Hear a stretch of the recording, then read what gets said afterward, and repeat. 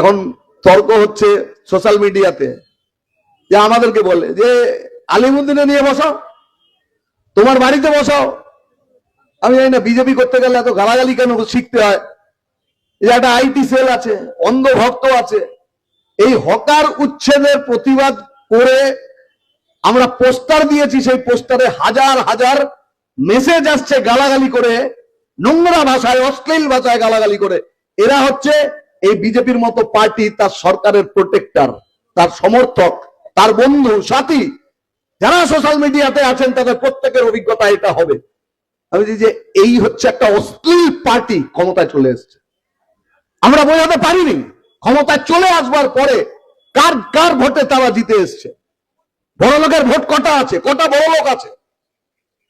তাহলে যে কোনো রাজ্যে আমাদের দেশে অধিকাংশ মানুষ হচ্ছে গরিব, নিম্নবিত্ত আর কিছু মধ্যবিত্ত।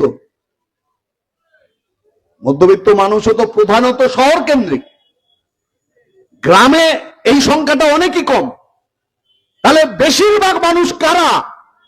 বেশিরভাগ মানুষ হচ্ছে গরিব, খেটে খাওয়া, নিম্নবিত্ত, নিম্ন মধ্যবিত্ত, এই অংশ। বিপুল জনাদেশে একটা সরকার তৈরি হয়েছে।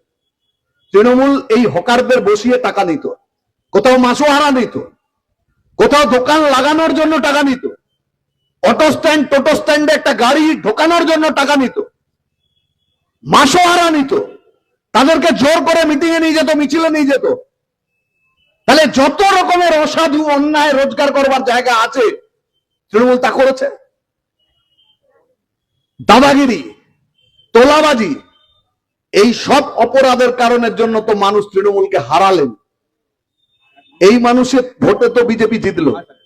তাহলে এই বিপুল জনাদেশ, এই গরিব, খেটে খাওয়া, নিম্নবিত্ত, নিম্ন মধ্যবিত্ত, মধ্যবিত্ত মানুষ, তারা বিজেপিকে ভোট দিয়েছেন। আজকে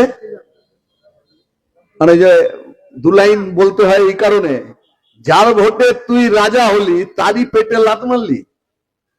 তাহলে বিজেপির 1 মাস হয়নি একটা সরকার যার ভোটে সে জিতে এলো তার পেটে লাথি মারছে। প্রথম আক্রমণটা করেছে তপসিয়াতে, মানুষকে বোঝানোর চেষ্টা করেছে বা সাথে নিতে চেষ্টা করেছে ওটা মুসলমান, কাজে ওখানে বুলডোজার চালিয়ে দিলে পপুলার সাপোর্ট, অধিকাংশ মানুষ হিন্দু, তার পাওয়া যাবে।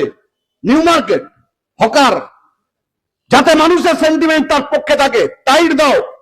কিন্তু তারপর দমদমে যাদের উচ্ছেদ করলেন তাদের ধর্মের পরিচয় কি?